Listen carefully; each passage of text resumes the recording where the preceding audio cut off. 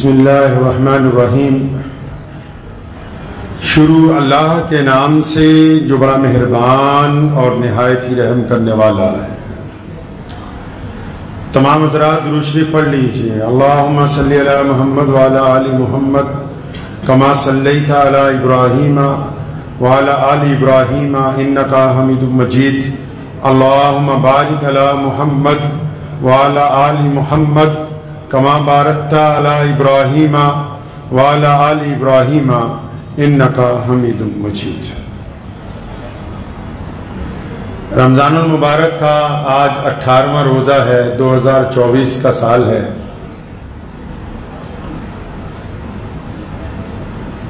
یہ جو 18واں روزہ ہے اس سے بالکل ایک دن قبل 17 رمضان المبارک کا جو دن گزرا وہ پوری دنیا میں تاریخ کے اندر ایک منفرد حیثیت رکھتا ہے۔ 17 رمضان المبارک کا ذکر اگر نہ ہو اسلام میں، 17 رمضان المبارک کے اگر واقعات اپنے بچوں کو، آنے والی نسلوں کو اگر نہ یاد دلائے جائیں، 17 رمضان المبارک کو پیارے نبی حضرت محمد رسول اللہ صلی اللہ تعالی علیہ وسلم نے جن روایات کا انعقاد کیا ہے ان کے بغیر کلمہ لا الہ الا اللہ محمد رسول اللہ صلی اللہ علیہ وسلم کی تفسیر مکمل نہیں ہوتی۔ اس کے معنی، اس کا مفہوم اپنے معیار تک نہیں پہنچتا ہے۔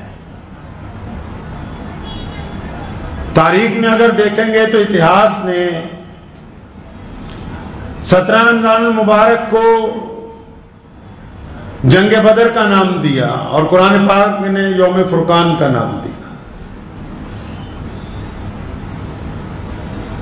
17 رمضان المبارک وہ دن ہے جب بدر کی تپتی ہوئی ریت کے اوپر سخت گرم کے ہواؤں کے درمیان ہمارے پیارے نبی حضرت محمد رسول اللہ صلی اللہ تعالی علیہ وسلم نے کفر کے ساتھ اسلام کی پہلی جنگ جو ہے وہ لڑی۔ جنگ بدر کے جو واقعات ہیں، جنگ بدر کی جو تاریخ ہے، صرف اسلامی لحاظ سے نہیں، دنیاوی لحاظ سے بھی جنگ بدر دنیا کی تمام جنگوں میں اہمیت رکھتی ہے۔ کیوں؟ کیونکہ محمد رسول اللہ کے آنے سے پہلے جنگوں کے اندر صرف یہی قانون تھا کہ جو زیادہ تعداد میں لوگ ہیں، جو زیادہ طاقتور ہیں، جن کے پاس اسلحہ زیادہ ہے، جن کے پاس لوگ زیادہ ہیں، جن کے پاس ساز و سامان زیادہ ہے، جن کی حکومت زیادہ بڑی ہے، وہ غریب کے اوپر غلبہ کریں گے، وہ غریب کے اوپر فتح حاصل کریں گے، وہ کم لوگوں کو مار مٹا کے اپنی فتح کا جشن منائیں گے۔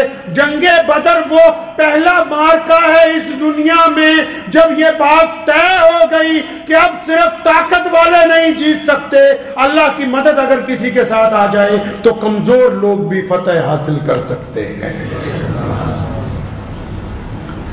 دنیاوی لحاظ سے بھی اس جنگ نے لوگوں کو حوصلہ دیا، غریبوں کو، مظلوموں کو، صرف مسلمانوں کے نہیں، پوری دنیا کے لوگوں کو حوصلہ دیا کہ کیا ہو گیا کہ تم کمزور ہو، کیا ہوا؟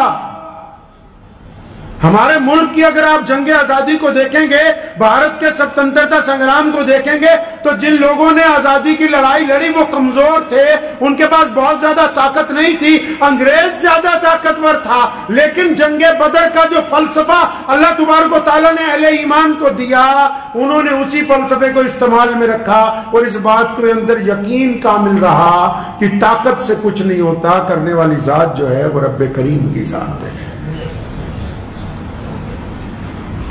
جنگ بدر کفار مکہ کی حسد کی علامت ہے۔ آپ کو پتا ہے پیارے پیغمبر حضرت محمد صاحب صلی اللہ علیہ وسلم مکہ سے جب مدینے آ گئے، جب مدینے میں آ کے رہنے لگے، مدینے میں مسلمان اپنا کام کار کرنے لگے، تب بھی جو مکے کے بڑے بڑے چودھری تھے، ابو جہل تھا، عتبہ تھا، ولید تھا، بالخصوص اس امت کا فرعون ابو جہل، اس کی چھاتی میں آگ لگی ہوئی تھی کہ نعوذ باللہ کس طرح میں ان کو ختم کروں۔ اس حسد کی وجہ سے جب بدر کا دن قریب آیا، پیارے محمد صلی اللہ علیہ وسلم ابو سفیان اور اس کے قبیلے کو جب پکڑنے کے لیے گئے، وہ تو بچ کے نکل گیا، لیکن جب ابو جہل کو پتہ لگا نا تو 1000 لوگوں کو اس نے تیار کیا تھا۔ 1000 کی تعداد آج بھی بہت زیادہ ہوتی ہے۔ اس دور میں 1000 جنگجو تیار کیے اور ان کو اچھا ساز و سامان دیا، گھوڑے دیے، اور بالکل ساتھ میں سارے قبیلے والے تیار کیے۔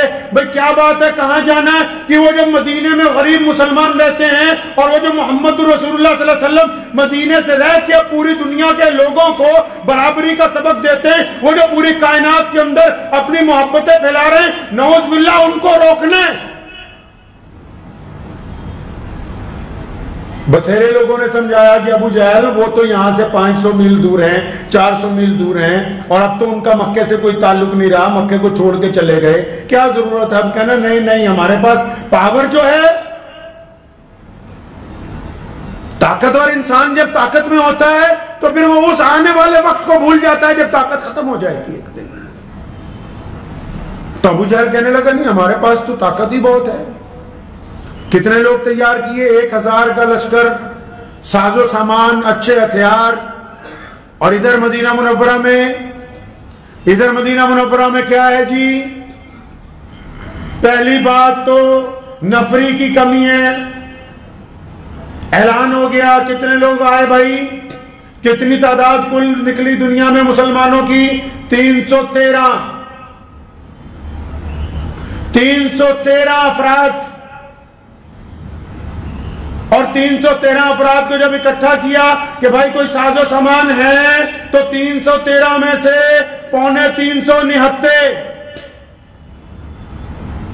سواریاں ہیں تو سواریاں بھی نہیں، 10-12 سواریاں، 10-12-13 تلواریں، اور اس کے علاوہ کوئی ساز و سامان ہی ہے نہیں۔ اور ٹکرانا کس سے ہے؟ اس وقت کی سپر پاور کے ساتھ، اس وقت کی سپر پاور کے ساتھ۔ لکھا ہے مفسرین نے، سیدنا سعد بن ابی وقاص رضی اللہ تعالیٰ عنہ اس وقت جوان تھے، تو ان کے بھائی حضرت عمیر بن ابی وقاص رضی اللہ تعالیٰ عنہ کی عمر 15-16 سال تھی، جب پیارے پیغمبر علیہ السلام نے فرمایا نا کون کون چلے گا بھائی ہمارے ساتھ؟ جانا کہاں ہے بھائی؟ جنگ کی بھٹی میں۔ حضرت سعد بن وقاص تیار ہو گئے تو ان کا بھائی وہ بھی کھڑا ہو گیا، یا رسول اللہ میں بھی جاؤں گا۔ نبی علیہ السلام نے فرمایا نہیں آپ تو چھوٹے ہو، آپ کی عمر کم ہے، بچے نہیں جا سکتے، قربان جاؤں۔ عمیر بن ابی وقاص نے کہا کہ یا رسول اللہ میں عمر میں ضرور کم ہوں لیکن طاقت میں اپنے بھائی سے زیادہ ہوں۔ تو نبی علیہ السلام مسکرانے لگے، فرمایا پھر کیا کرنا، کیا چاہتے کیا ہو؟ سنیں آج کے نوجوان بھی، بچے بھی، آج کے بچے کو اگر کوئی ماں باپ کام کہہ دیں تو موبائل نہیں چھوڑے گا، گھومنے کی بات کہیں تو پہلے دروازے پر کھڑا ہوگا۔ آج کے بچے کو اگر آپ مشقت کا کام بتا دیں، بچے ان کے جو سمجھدار ہیں ان کی بات کر رہا ہوں، اگر ان کو کوئی مشقت کا کام بتا دیں کہ بچے فلاں کام گھر کا کر دو، مسجد کا کر دو، تو جان نکل جائے گی کہ نہیں میں بیمار ہوں، پھر سے اٹھے گا نہیں۔ اور یہ عمیر بن وقاص کہاں جانے کی بات کر رہے ہیں جی؟ جانے کی بات کہاں کر رہے ہیں؟ کہیں پکنک پہ نہیں جانا ہے، گھومنے نہیں جانا ہے، کہیں کسی آئس کریم پارلر پہ نہیں جا رہے، کہیں پہاڑوں میں نہیں جا رہے گھومنے کے لیے۔ جانا کہاں ہے؟ جانا جنگ کی بھٹی میں ہے۔ کسی نے کہا عمیر وہاں گردن اتر سکتی ہے، تو فرمایا کون کہتا ہے کہ عمیر گردن اتروانے کے لیے تیار نہیں ہے؟ ہم تو محمد رسول اللہ صلی اللہ علیہ وسلم کے لیے اپنی جان سے گزرنے کے لیے تیار ہیں۔ تو نبی علیہ الصلوۃ والسلام نے فرمایا عمر پھر کرنا کیا ہے؟ یا رسول اللہ میں تو طاقت میں اپنے بھائی سے زیادہ ہوں نا، تو ہم دونوں کا مقابلہ کروائیے۔ تو دونوں کا مقابلہ ہوا تو سیدنا عمیر بن ابی وقاص نے سعد بن ابی وقاص کے کان میں کہا کہ میرے بڑے بھائی دیکھو، رسول اللہ اگر کسی کو اجازت دے دیتے ہیں اس کی تو کبھی کینسل نہیں ہوتی، آپ کو تو اجازت مل چکی ہے اور آپ مجھ سے زیادہ طاقتور ہیں، آپ مجھ سے زیادہ بڑے ہیں، اگر آپ گر جائیں گے تو مجھے بھی آپ کے ساتھ جانے کی اجازت مل جائے گی۔ یہ جذبہ ہے بدر کا۔ پیارے نبی حضرت محمد رسول اللہ صلی اللہ تعالی علیہ وسلم نے ان کو بھی اجازت دے دی جب انہوں نے اپنے بڑے بھائی کو گرایا کشتی میں، فرمایا چلو کوئی بات نہیں، دونوں چلے جانا۔ بدر کی طرف جا رہے ہیں، 2 4 5 سواریاں گنتی کی، ان میں بھی گنتی کے لوگ اور ساز و سامان کچھ بھی نہیں ہے۔ جب بدر میں پہنچے، ابو جہل لشکر لے کے پہلے پہنچ گیا اور ابو جہل نے وہ جگہ پسند کی اپنے کے لیے جہاں بہترین مٹی تھی، اونچی جگہ تھی، تو وہ جگہ اپنے لیے پسند کی۔ ناچنے گانے والیاں بھی ساتھ میں آئیں، ناچنے والیاں بھی ساتھ میں، اور جتنے چودھری تھے ان کو کہا روزانہ 1 اونٹ ذبح کرو، مطلب جو ان کے ساتھ فوج آئی ہے اس کو اچھا کھانا روز کھلایا جائے۔ اور ادھر کیا ہے کھانے کے لیے چند کھجوریں ہیں، اور جن کو کھجوریں نہیں ملتی وہ کھجور کی گٹلیاں چوس کر اللہ کے نام پر صبر کر لیتے ہیں۔ دونوں کی فوج کی حالت اگر کوئی دیکھتا تو یہ کہتا کہ یہ تو خودکشی کرنے کے لیے آئے، یہ جنگ لڑنے کے لیے نہیں آئے۔ پیارے پیغمبر حضرت محمد رسول اللہ جب پہنچے، ریت تپ رہی تھی۔ آج بھی اگر آپ بدر کے میدان میں جائیں گے، مدینہ المنورہ سے تقریباً 200 میل پر ہے بدر کا میدان، آج بھی اگر آپ جائیں گے، میں دعوے سے کہتا ہوں کہ جن دنوں میں جنگ بدر لڑی گئی، جس گرمی کی شدت کے اندر، آج اگر صرف آپ دیکھنے کے لیے جائیں تو اس گرمی کی شدت میں 10-15 منٹ سے زیادہ اس ریت پر کھڑے نہیں ہو سکتے آپ۔ اور یہ کس لیے گئے ہیں؟ بدر میں گئے کیوں ہیں؟ جانے کا مقصد کیا ہے؟ کیا کوئی سلطنت بنانی ہے؟ کیا کسی ریاست کا قیام کرنا ہے؟ کوئی محل تعمیر کرنے؟ کوئی بڑی بڑی حکومتیں بنانی ہے؟ کوئی ساز و سامان چاہیے؟ یہ 313 صحابہ کرام رضی اللہ تعالیٰ عنہ کو لے کے پیارے پیغمبر محمد رسول اللہ بدر کے میدان میں اس لیے نکلے ہیں کہ آج اگر ہم بدر میں نہیں گئے، آج اگر دشمن کے آگے گردن جھک گئی تو قیامت تک آنے والے مظلوم لوگ، قیامت تک پیدا ہونے والے غریب لوگ، قیامت تک پیدا ہونے والے عام لوگ، یہ ہمیشہ ظالم کے آگے گردن جھکاتے ہی رہیں گے، گردن اٹھانے کا رواج ختم ہو جائے گا۔ اس لیے گئے بدر کے میدان میں کہ بات طے ہو جائے، قیامت تک لوگوں کو یہ پیغام پہنچ جائے کہ ظلم اور حق اور انصاف میں تمیز کرنا انسانوں کی ذمہ داری ہے۔ پیارے پیغمبر جب بدر میں پہنچے، 313 صحابہ ہیں۔ کون 313؟ جوان بھی ہیں، بوڑھے بھی ہیں، اور چند بچے بھی ضد کر کے ساتھ میں آ گئے ہیں۔ بچوں کے لیے بڑے صحابہ کی ڈیوٹی لگائی گئی ہے، ان کا خیال رکھنا۔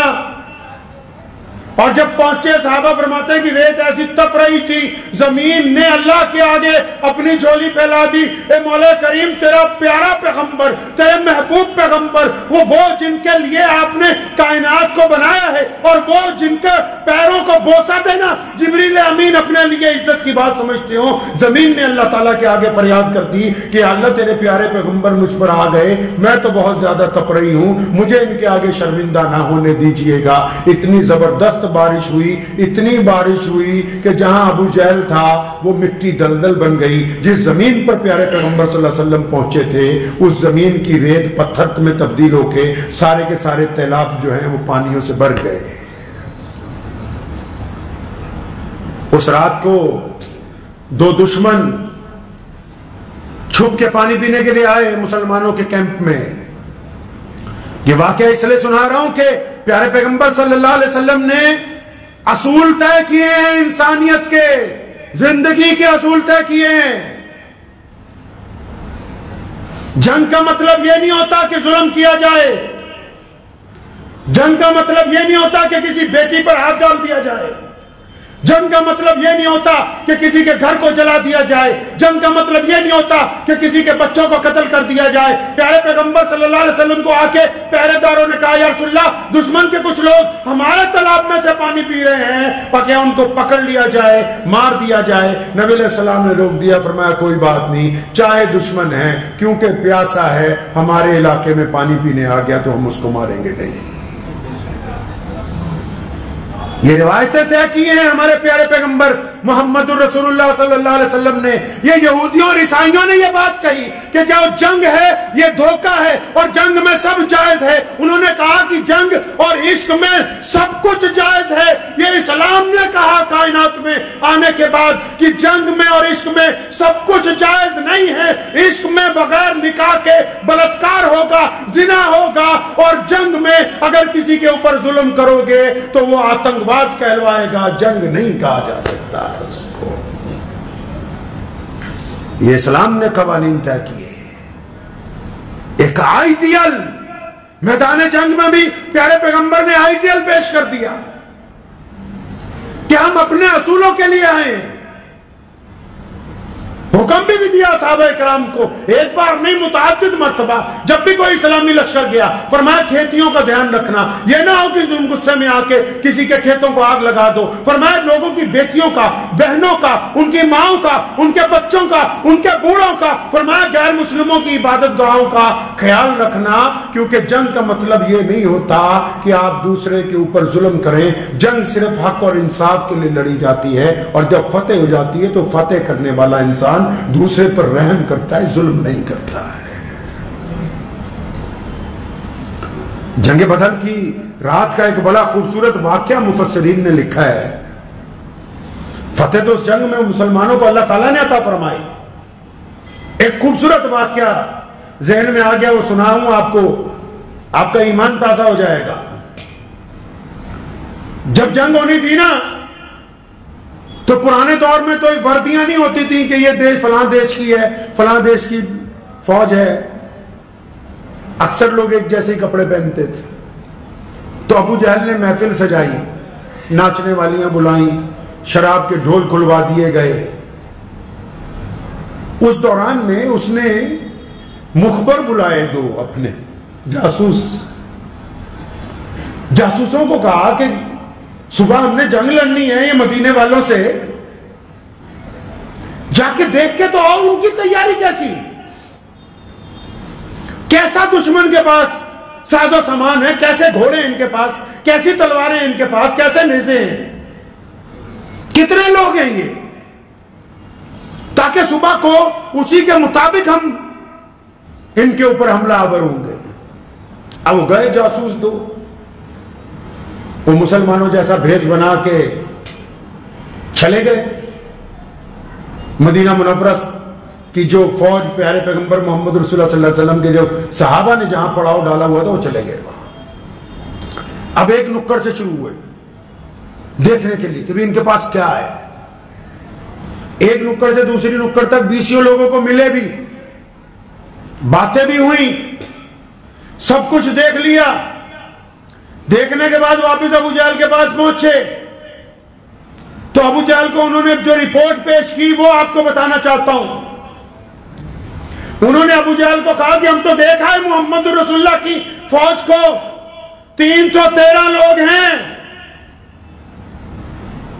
اکثر کے پاس کھانے کے لیے کچھ نہیں, 313 نہتے ہیں, 15 16 17 تلواریں ہیں بس, 40-50 بڈھے ہیں ساتھ میں, بچوں کے بھی تعداد ہے 10-15 کی. ہم دیکھ آئے ان کو, ان کے پاس تو گھوڑے بھی مکمل نہیں, گنتی کے گھوڑے ہیں, گنتی کے 2-4 اونٹ ہیں, ابو جہل جب رپورٹ سن رہا تھا نا، رپورٹ سنتے سنتے اس کو جوش آ گیا. اس کے جو باقی بڑے بڑے چودھری وہاں بیٹھے ہوئے تھے، وہ مخبر درمیان میں کھڑے ہوئے جاسوس رپورٹ بیان کر رہے کہ یار مسلمان تو کمزور ہیں، بھوکے ہیں، ان کے پاس تلواریں نہیں، گھوڑے نہیں، ساز و سامان نہیں، ان کے پاس تیر انداز نہیں، ان کی تعداد 313 ہے، ان میں بوڑھے بھی ہیں، ان میں بچے بھی ہیں. ابو جہل کو اتنا جوش آیا، اٹھ کے کھڑا ہو گیا اور اپنے جاننے والوں کو، اپنے جرنیلوں کو کہنے لگا اور تیاری کر لو، صبح جنگ نہیں ہوگی، بس ان کو پکڑنا ہے، ان کے ہاتھ پیر باندھنے ہیں اور ان کو اونٹوں پر لادنا ہے اور مکے لے جا کے پھر منڈی میں ان کا قتل کریں گے. اس لیے جب ان کے پاس ہے ہی کچھ نہیں، یہ میری طاقتور فوج کا مقابلہ کر ہی نہیں سکتے، تیاری کر لو، رسیاں تیار کرو، ہم صبح کو ان کو باندھیں گے. جب ابو جہل نے غرور کے ساتھ، تکبر کے ساتھ یہ بات کہی تو پھر جاسوس دوبارہ بولا، کہنے لگا ایک سردار مکہ، تو ہماری بات پوری تو سن لے، ہماری پوری بات ابھی تو نے سنی نہیں، اپنا فیصلہ دیا.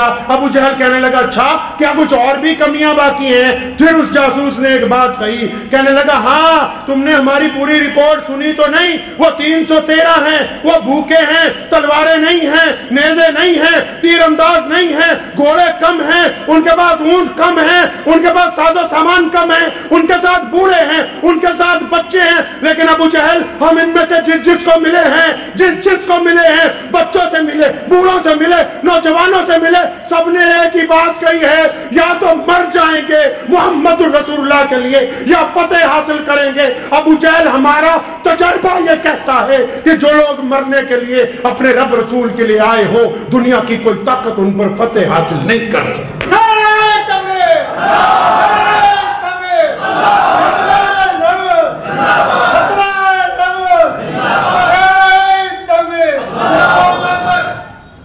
ہمارا تجربہ ہے کہ جو لوگ اپنے رب اور رسول کے لیے قربانی دینے آئے ہوں، اور پھر بدر میں دکھایا، اور بدر میں یہ طے ہو گئی بات کہ ساز و سامان سے فتح نہیں ہوگی، فتح اس کی ہوگی جس کے ساتھ اللہ کی ذات ہے. آپ کو پتہ ہے پیارے پیغمبر نے بدر کی رات میں دعا مانگی تھی کہ یا اللہ میں 313 کو لے کے آج تیرے میدان میں اتر آیا ہوں اور دشمن زیادہ ہے، ساز و سامان زیادہ ہے، طاقت زیادہ ہے، یا اللہ تو بھی جان لے کہ اگر آج ہم 313 ختم ہو گئے تو دنیا میں تیرا نام لینے والا کوئی باقی نہیں بچے گا. پھر اللہ نے کیا کہا؟ اللہ نے کیا کہا کہ میرے محبوب غم نہ کیجئے، مدد آ رہی ہے، مدد آ رہی ہے. وہ فرشتے جو ناز و نیاز میں ہی بنے، وہ فرشتے جو صرف جنت کی ہوائیں کھاتے ہیں، وہ فرشتے جن کے جسم روحوں کی طرح ہیں، وہ فرشتے جنہوں نے کبھی گرم بھٹی کو قریب سے نہیں دیکھا، وہ فرشتے جن کا سردار جبریل امین کو بنایا گیا، اللہ نے ان کو حکم دے دیا کہ چلو اب میرے محبوب کے ساتھ اب تم بھی میدان جنگ میں اترو گے، کیونکہ میں نے اپنے محبوب سے وعدہ کر رکھا ہے کہ آپ کو شکست نہیں ہونے دی جائے گی. اب سنو مسلمانوں، فرشتوں کو بھی ایک سائڈ پہ کر دو، فرشتوں کو بھی کرو ایک سائڈ پہ. جب پیارے پیغمبر نے دعا مانگی نا، اللہ کی طرف سے مدد آنے لگی، جبریل امین کو خود بھیجا. پہلے 1000 فرشتے، پھر 2000 فرشتے، 5000. نہیں مانے پیارے پیغمبر. فرمایا میرے رب، فرمایا میرے محبوب تو نے تو وعدہ کیا تھا کہ میں تیرے ساتھ خود آؤں گا، فرشتوں کی ضرورت نہیں ہے. فرمایا آپ نے تو وعدہ کیا تھا کہ میں خود آؤں گا تمہارے ساتھ. پھر اللہ نے اپنے محبوب کو کہہ بھی دیا کہ اچھا میرے محبوب آپ نکلے، میں آپ کے ساتھ ہوں. اور یاد رکھو دنیا کے انسانوں، جس کے ساتھ اس کا رب آ جائے پھر دنیا کی کوئی طاقت اسے شکست نہیں دے سکتی ہے. بدر اس بات کی علامت ہے، لا الہ الا اللہ کی، یعنی جنہوں نے صرف ایک رب پر، ایک اللہ پر، ایک ایشور پر، ایک خدا پر جنہوں نے یقین کیا، وہ فتح یاب ہوں گے. چاہے وہ تعداد میں کم ہو، چاہے وہ ساز و سامان میں کم ہو، چاہے وہ روپے دولت میں کم ہو، چاہے وہ صحت کے اعتبار سے کمزور ہو. اور پھر جو بدر کے بعد احد کی لڑائی ہوئی، وہاں کلمہ مکمل ہوتا ہے محمد رسول اللہ. آپ کو پتا ہے کہ کلمہ لا الہ الا اللہ محمد رسول اللہ جنگ بدر اور جنگ احد ان دونوں کلمے کی مظہر ہیں.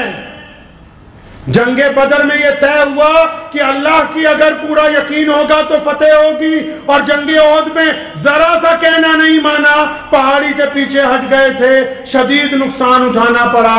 یہ طے ہوا کہ محمد رسول اللہ کی اطاعت ہوگی تبھی فتح ہو سکتی ہے، اگر رسول اللہ کی اطاعت سے ذرا سا دائیں بائیں ہو جاؤ گے تو فتح نہیں ہوگی. علامہ منصور صاحب بجنوری رحمۃ اللہ علیہ فرمایا کرتے تھے کہ جنگ احد، جنگ بدر اور جنگ احد لا الہ الا اللہ محمد رسول اللہ کی مظہر ہے، تفسیر ہے یہ اصل میں کلمے کی تکمیل ہوئی ہے ان دونوں جگہ پہ، سمجھایا گیا ہے. اور پھر بدر کے دن جب رسول اللہ کو اللہ تعالیٰ نے فتح دے دی، آسان نہیں تھی. مولا علی کرم اللہ وجہ جیسا شیر خدا یہ کہتا ہے کہ جب جنگ کی بھٹی پوری شدت پر تھی اور جب لوگ لڑتے لڑتے تھک جاتے تھے، اگر ہمیں کہیں پناہ ملتی تھی تو ہم پیارے پیغمبر صلی اللہ علیہ وسلم کے پیچھے جا کے کھڑے ہوتے تھے. محمد رسول اللہ نے اس میں یہ بھی طے کیا کہ جب حالات بگڑ جائیں، جب حالات ناسازگار ہو جائیں، جب کبھی جنگ کا وقت آ جائے، جب کبھی مصیبت آ جائے، جب کبھی پریشانی آ جائے، تو دنیا کی حکومتوں نے یہ طے کیا تھا کہ جب دکھ کا وقت ہوگا تو حکمران اور بادشاہ اور جو بڑے بڑے لڑانے والے ہوں گے وہ پیچھے ہوں گے. پیارے پیغمبر نے یہ نیا اصول طے کیا کہ جب دکھ کا وقت ہوگا، جنگ کا وقت ہوگا، حالات کی ناسازگاری ہوگی تو محمد رسول اللہ سب سے آگے تھے. یہ روایت بھی پیارے پیغمبر نے ادا کی کہ تم سمجھتے ہو کہ لوگوں کو مرواؤ، خود گھر پہ بیٹھے رہو، اگر حق اور انصاف کے لیے جانا ہے تو خود سب سے پہلے آگے جانا ہوگا. جنگ بدر صرف جنگ نہیں ہے، وہ اعلیٰ روایتوں کی امین ہے جس میں بیٹیوں کو عزت دی گئی، جس میں ظلم کو روکا گیا، جس میں ظالم کے دانت کھٹے کیے گئے، جس میں دولت کی لالچ نہیں ہے. اور یہ پوری دنیا میں جتنے بھی مسلمان ہیں آج کائنات کے اندر جو بڑی عزت کے ساتھ، محبت کے ساتھ لطف اٹھا رہے ہیں اپنی زندگی کا. یہ جو طواف ہوتا ہے نا بیت اللہ میں جو طواف ہوتا ہے نا 24 گھنٹے، آپ جائیں اللہ تعالیٰ آپ کو لے جائے، کتنا مزہ آتا ہے طواف میں. اور یہ جو ہم پیارے پیغمبر حضرت محمد رسول اللہ صلی اللہ علیہ وسلم کی مسجد میں جا کے نماز ادا کرتے ہیں، پیارے پیغمبر علیہ السلام کو سلام پیش کرتے ہیں. یہ جو ہم بیٹھے ہوئے ہیں مسجد میں ابھی، یہ جو پوری کائنات میں اذانیں ہو رہی ہیں، یہ جو کروڑوں مدرسوں میں قرآن پڑھا جاتا ہے، سنا جاتا ہے، یہ جو لاکھوں حافظ مصلح محراب سنا رہے ہیں، دل کی تختی پر لکھ کے لے جاؤ، اگر بدر کے میدان میں اہل اسلام فتح حاصل نہیں کرتے تو آج ہم نماز جمعہ کی نماز ادا نہیں کر سکتے تھے. یہ بدر کی برکتیں ہیں کہ پوری کائنات میں اللہ تبارک و تعالیٰ نے مسلمانوں کو عزت عطا فرمائی. یہ بدر کی فتح کی برکتیں ہیں، یہ اس دور کی برکتیں ہیں جب محمد رسول اللہ صلی اللہ علیہ وسلم نے یہ طے کیا ہاں کہ غریب سر جھکا کے نہ جیے، سر اٹھا کے جیے. آج بھی آپ دیکھیں بہت سارے مسلمان اکثر پوچھتے ہیں ہمیں جب فلسطین کی بات آتی ہے، کچھ بڑی بڑی حکومتیں ہیں جی، کچھ کر دی نہیں پئی. حکومتیں جو مسلمانوں کی ہیں ان سے کیا ہو سکتا ہے؟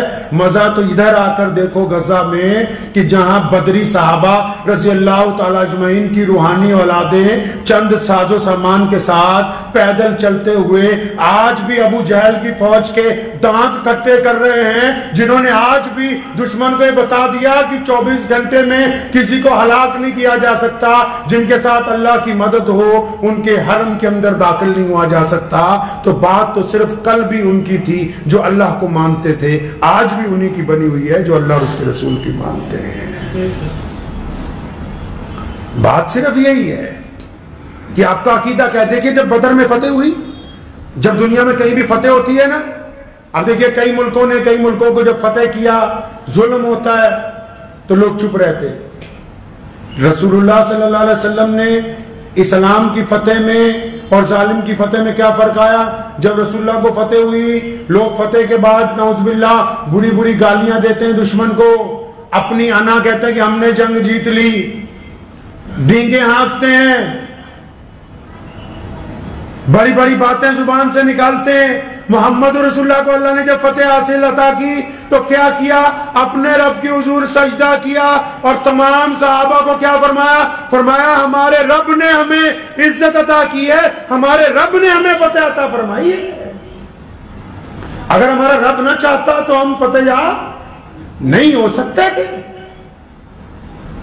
آج بھی دنیا کی زندگی دیکھ لو، جن کے پاس پیسہ زیادہ ہے، دولت زیادہ ہے، چال ڈال دیکھو نا ان کے، جن کو ذرا اچھا بولنا آتا ہے، جن کے پاس علم زیادہ، ذرا چال ڈال دیکھو ان کی، کیا غرور ہے، باتیں دیکھو کیسے بناتے ہیں، کرسی پہ بیٹھ کے پاؤں زمین پہ نہیں ٹکتے ان کے۔ ان کو یہ نہیں پتا، چاہے دنیا میں کوئی بھی بندہ ہو، جن کو باتیں بنانی آ گئی نا، اب ہمارے پاس پیسہ زیادہ ہے جی، ہم فلاں کرسی پہ بیٹھے ہیں، ہم فلاں سیٹ صاحب ہیں، ہم فلاں ایم پی ہیں، فلاں ہم وزیر بن گئے، ہمارے پاس یہ آ گیا، ہمارے پاس وہ آ گیا۔ اگر محنت کے ذریعے قسمت لکھی جاتی تو محنت سب سے زیادہ مزدور کرتا ہے۔ اگر محنت کے ذریعے دولت ملتی تو محنت تو سب سے زیادہ ریڑھی کھینچنے والا کرتا ہے۔ محنت کے ساتھ اگر دولت ملنی ہوتی تو محنت تو سب سے زیادہ کسان کھیت کے اندر کرتا ہے۔ یہ اللہ تبارک و تعالیٰ کی طرف سے انعام کی بات ہے، قسمت کی بات ہے، رب کی طرف سے۔ تمہارا کوئی کمال نہیں ہے، آپ کا کوئی کمال نہیں اس میں۔ اگر محنت کے بل پر ہوتا تو پھر یہ بڑے بڑے ارب پتی انگوٹھا ٹیکوں کے ملازم نہیں بنتے، بڑے بڑے پڑھے لکھے لوگ۔ ذہن میں اس بات کو کر لیں، اپنی دماغ میں بٹھا لیں کہ فتح بھی اللہ کی طاقت سے، عزت بھی اللہ کی طاقت سے، دولت بھی اللہ کی طاقت سے، حسن بھی اللہ کی طاقت سے، تکلم بھی اللہ کی طاقت سے۔ بندہ اپنے آپ کچھ نہیں کر سکتا۔ بندے کا تو ابھی ایک سانس پھنس جائے تو اوپر کا اوپر، نیچے کا نیچے، دنیا کی ساری پاور لگ کے بھی اس سانس کو آگے چلا نہیں سکتی ہے۔ تو رمضان میں یہ بات یاد رکھیں کہ 17 رمضان المبارک کو جنگ بدر ہوئی اور پیارے پیغمبر نے روزہ رکھے۔ آپ میں سے کئی ہوں گے، مجھے پتا تو نہیں کون سے ہیں، کئی ہوں گے جن کو روزہ نہیں رکھنا بہانہ ہے کہ جی میرا کام بڑا ہیوی ہے، میری بیماری یہ ہے، میری تکلیف یہ ہے، میرا سفر اتنا لمبا ہے۔ وہ روزہ رکھ کے میدان بدر میں اترے، رمضان میں اترے، مئی جون کے مہینے میں اترے، تپتی ہوئی ریت کے اوپر اترے، بھوکے پیاسے اترے، اور یہاں کھاتے پیتے ہٹے کٹے لوگوں کو کہ جی مجھے روزہ رکھنا مشکل ہے۔ بات یہ نہیں کہ تو روزہ نہیں رکھنا چاہتا، اللہ تبارک و تعالیٰ جب کسی سے ناراض ہوتا ہے نا، اللہ جب کسی سے ناراض ہوتے ہیں نا تو کیا ہوتا ہے پتہ ہے آپ کو؟ جب کسی سے ناراض ہوتے ہیں ایکسیڈنٹ نہیں ہوتا، جب کسی سے ناراض ہوتے ہیں پیسے نہیں کم ہوتے، جب کسی سے ناراض ہوتے ہیں حسن نہیں جاتا، جب کسی سے ناراض ہوتے ہیں تعلیم کی ڈگری نہیں چھینتے، جب کسی سے ناراض ہوتے ہیں فیکٹری بند نہیں ہوتی۔ کیا ہوتا ہے جب اللہ کسی سے ناراض ہو جائیں سب سے سخت عذاب اس بندے کو دیتے ہیں، اس عورت کو دیتے ہیں۔ کیا دیتے ہیں جی؟ سب سے سخت عذاب کیا ہے؟ اللہ جس بندے سے ناراض ہو جائیں اس سے سجدے کی توفیق چھین لیتے ہیں، اور یہ اللہ کا سب سے سخت عذاب ہے کہ سب کچھ ہوتے ہوئے بھی بندہ اپنے رب کے آگے سجدہ نہ کرنے والا۔ تو دعا کیجئے کہ اللہ تبارک و تعالی ہماری آنے والی نسلوں کو میدان بدر کا فلسفہ ہمیشہ یاد رکھنے کی توفیق عطا فرمائے۔ اور آج کل تو فلسطین میں ماشاءاللہ گزشتہ دنوں ہم لوگوں نے مشورہ کیا آپس میں، ہم لوگ ہر سال دعوتیں کرتے تھے بہت ساری مسجد میں، غیر مسلم دوستوں کو بلاتے تھے، افسران کو بلاتے تھے، الگ الگ لوگوں کو دنیا کی زندگی میں، تاکہ جو طریقہ ہے کہ دوسرے لوگوں کے ساتھ بھی رواداری ہو۔ لیکن اس بار جب بھی دعوت کی بات آتی ہے تو فلسطین کے مظلوم بچے یاد آ جاتے ہیں۔ اتنی غیرت تو ہونی چاہیے یار، کہ جس قوم کی ایک طرف بچے بوڑھے مسجدیں عمارتیں زمین دوز ہو گئی ہوں، ان کو شام کو لقمہ کھاتے ہوئے اتنی شرم بھی باقی نہ رہی ہو کہ ہمارے جسم کا ایک حصہ چھلنی ہو گیا ہے۔ پیارے پیغمبر علیہ السلام نے فرمایا نہیں کلو مسلم اخوا، فرمایا سارے ایمان والے تو آپس میں بھائی بھائی ہیں۔ مجھے تو بہت سارے لوگوں کے فون آئے افطار کی دعوت ہے، ایسے وقت میں افطار کی دعوت ہے جب تمہاری قوم کے بچے ذبح کر دیے گئے ہوں، جب ان کو کھانے کے لیے 2 وقت کی روٹی میسر نہیں ہو۔ میں مانتا ہوں اس بات کو کہ ہم یہاں بیٹھ کے ان کی مدد نہیں کر سکتے، ان کو کچھ بھیج نہیں سکتے، لیکن ہماری غیرت تو کم از کم زندہ رہنی چاہیے، اپنی غیرت تو زندہ کہ مر گئی ہے بالکل۔ یہ لقمہ توڑتے ہوئے تو کئی بدبختوں فیس بک پہ چندے مانگ رہے ہیں فلسطین کے لیے۔ بے بدبختوں، کم از کم چندہ مانگتے ہوئے تمہیں غیرت نہیں آئی؟ اپنی روٹی کیوں نہیں تم نے کاٹ کے ان کو دیتی؟ تم نے اپنی افطاری کیوں نہیں کم کر دی؟ کیوں نہیں یاد آیا تمہیں دسترخوان پر بیٹھتے ہوئے ان مظلوموں کا چہرہ؟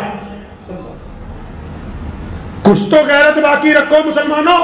ٹھیک ہے کہ ان کی مدد نہیں کر سکتے، لیکن دل میں ایمان باقی رکھو، غیرت باقی رکھو۔